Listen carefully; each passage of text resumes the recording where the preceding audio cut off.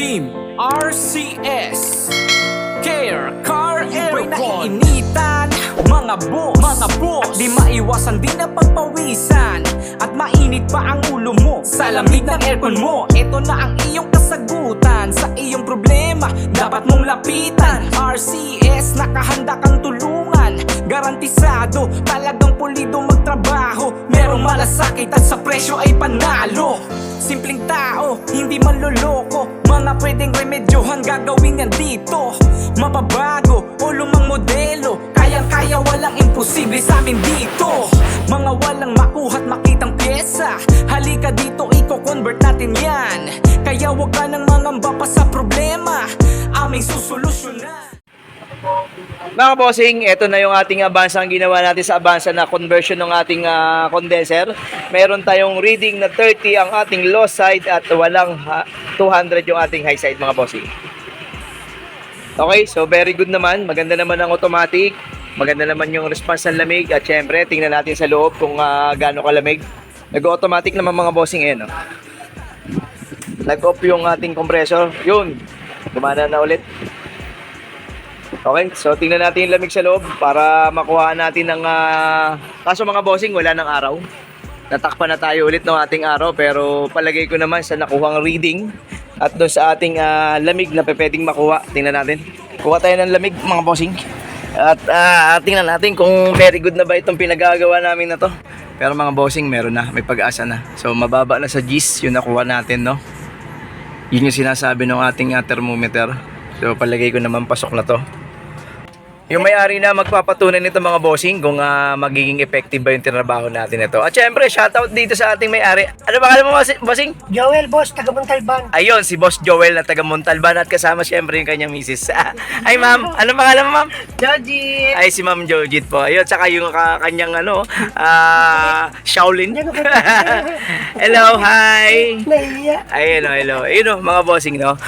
Dinayo tayo ng ating kliyente pong Montalban ba, boss? Montalban Rizal. Yun, no, taga Montalban sila, Boss Joel. Joel. Ayun, no, shoutout sa kanila, mga bossing, shoutout, no. Aircon na rin sa wakas.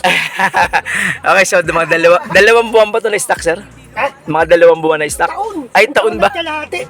Okay, so hindi napagawa at nakapag-loan down ng konti yung ating kliyente, kaya napagawa niya tong ating aircon, no? O kaya binigay natin yung offer na ginagawa natin sa ating Avanza. So sigurado naman tayo nito na palagay ko may laban na to. At syempre, ano masasabi mo, boss? Okay. Oh, very good ba? Sa wakas. May pag-asa, no? Sa wakas. Oo. Dati. Pero yung mga bossing, kagaya sinasabi ko, wala na tayong araw dito.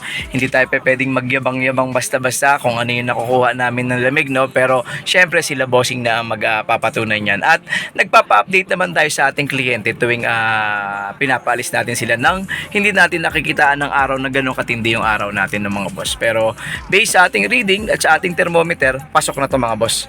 So may mga i-advise lang ako kay bossing kung paano gamitin sa tanghali yung thermostat, no? At kahit naman sa inyo, mga boss, pinakamaganda, wag na kayo mag-pull ng thermostat. Lalo na kung tanghali at gagamit na kayo ng number 2 or number 3 na hangin. Kasi pag ganyan na po ang setting nyo, hindi yan maaabot nung thermostat o yung lamig nung binibigay ng evaporator, matatagal na mag-automatic yan. Samahan mo pa na napakalakas na hangin, no? So kaya mahirapang mag-automatic.